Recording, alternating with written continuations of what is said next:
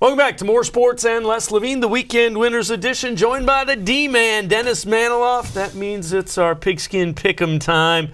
After a bye week, we're rested up. I went 3-1, you went 2-2. I'm closing, but in reality, you still do have the lead. You see, I'm under 500. I'm like the Browns, still a little bit of a playoff hope, but I got to get things rolling. Want to remind you, legalized sports wagering.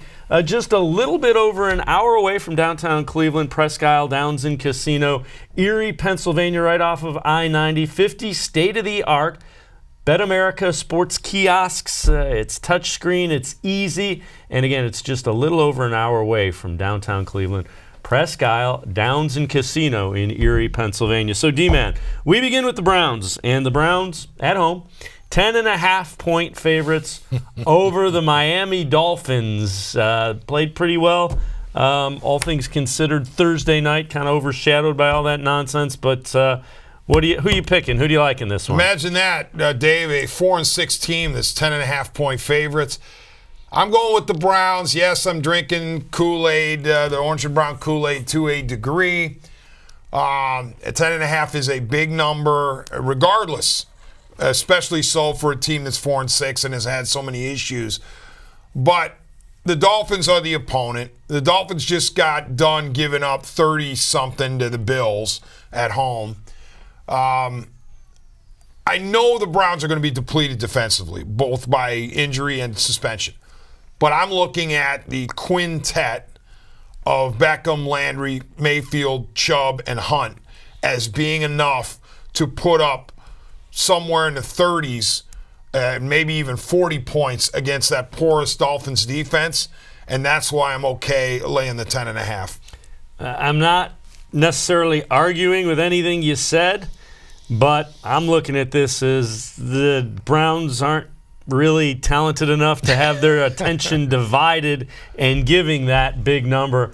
I'm going to go with the Dolphins getting 10.5, mostly because this is a game the Browns should win by a lot, and I don't know that they're at the point where they need to be, where they cover a big number in a game they should win and should, handily do it. The defensive side of things scares me, as does Fitzpatrick. You just never know. I foresee a couple of big plays. They're banged up all over the place defensively, and I think it's probably a reasonably high-scoring game, and I just don't think the Browns – I don't think they cover the 10.5, so you and I disagree there. Last couple weeks when we've done that, it hadn't gone well for me, but I'm sticking with the Dolphins getting the 10.5. I can certainly see you winning this one. I'm not necessarily comfortable with the Cleveland Browns in their current state laying 10.5 to anybody. Another game that we're going to both pick is the Cowboys, 6.5-point underdogs.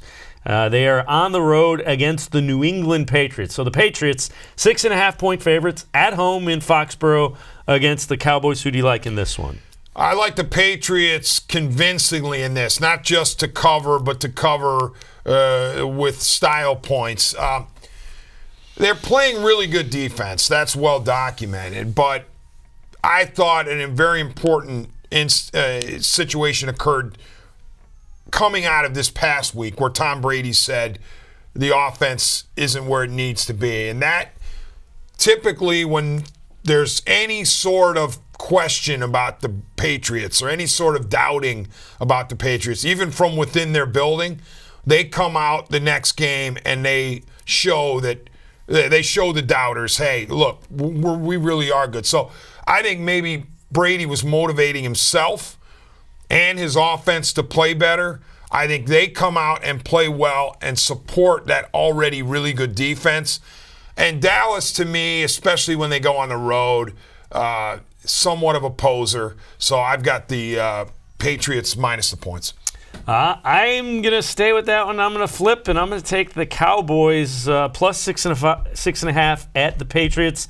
Thought behind this is the Patriots struggle in the run game. We saw that not only with the Ravens, but with Nick Chubb. The Browns kind of ran wild. He doesn't fumble on that long run. Who knows how that game turns out? The Ravens ran all over him. I expect Ezekiel Elliott to have a big game, a really big game with the Cowboys' offensive line. I think the Patriots win, but I think it's pretty close. I think it's 2-3 points. So I'm going again against you again and again. Hasn't worked out very often for me, but I'm taking Cowboys 6.5 in New England. Another one you like is you like the Eagles. So tell me a little bit about your thought with the Eagles. Yeah, the Eagles have been up and down this season, while their opponent, the Seahawks, have been really, really good. And the Seahawks, we know, with Russell Wilson, travel well. However, this to me is a case of one team, the Seahawks, wanting to win, the other team, the Eagles, desperately needing to win. The Eagles at 5-5. In my opinion, they have to save their season on Sunday against the Seahawks. They're at home. The number is essentially a pick 'em. So I'm going to go with the desperate team over the team that I didn't say the Seahawks would say they could afford to lose, but the desperate team is the home team that has some talent, that has underachieved to 5-5. So I'm looking for the Eagles to rise up, and even if it's a field goal, I'm still a winner. And the last one that we'll look at, the Titans. You like the Titans? Tell me the thought behind that. Yeah, the Titans is always a dangerous play. They're crazy up and down. It looks like they're headed to yet another 9-7 because they're sitting 5-5. It's like Mike Vrabel's 9-7 crew. Somehow, some way, they find a way to get there. Famously started the season by blowing out the Browns, but then they've been all over the map since. The Jaguars, they got Foles back. They didn't look good last week against Indy. The Titans are kind of an ornery bunch. Even when they're not playing well, their defense is decent. So I like them at home in this case, as long as the spread is not more than 3, and in this case it isn't. Because anything over 3 with the Titans, you have no idea what they're going to do. But at least with 3, I can feel like I'm going to win on a field goal. Well, Jeff Fisher was famously 9-7 there. Now it's Mike Vrabel. That franchise doesn't seem like full whoever. of 9-7. Yeah, you know what? Here in Cleveland, we'd take 9-7 for a couple of years based on what we've been through. I like the Raiders, -2.5 at the Jets. Raiders have played pretty well in the early going. Carr's been really good. Josh Jacobs, running back, is good. And the Jets just aren't very good.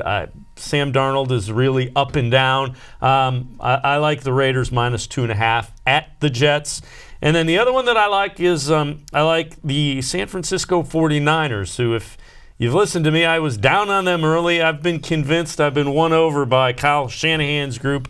I like them -3 against the Packers. Packers have to go out west to play the 49ers. Traveling out there, never a good thing. So I like the 49ers. Jimmy Garoppolo has started to play pretty well. And I like Kyle Shanahan's offense there. So I'm going to go with the 49ers -3 hosting the Packers. When I saw your picks pre-show, I was wishing I could swap out the Titans for that Niners pick, because I love the Niners in that spot. The previous time the Packers went out west, they were trucked by the hideous Phil Rivers and the Chargers. So I can see the Niners winning that game convincingly, actually. Well, we'll see how we do. I still have a couple games to go to try to catch the D-Man as he's out to a lead. I'm slightly under 500, but I'll get him before the end of the year. It's a showdown week because we're opposed on all 2 4. of them, yeah. And we're in 2 head-to-head, which last time that's how you opened up the lead. You beat me 2 head-to-head, and now I'm trying to recover.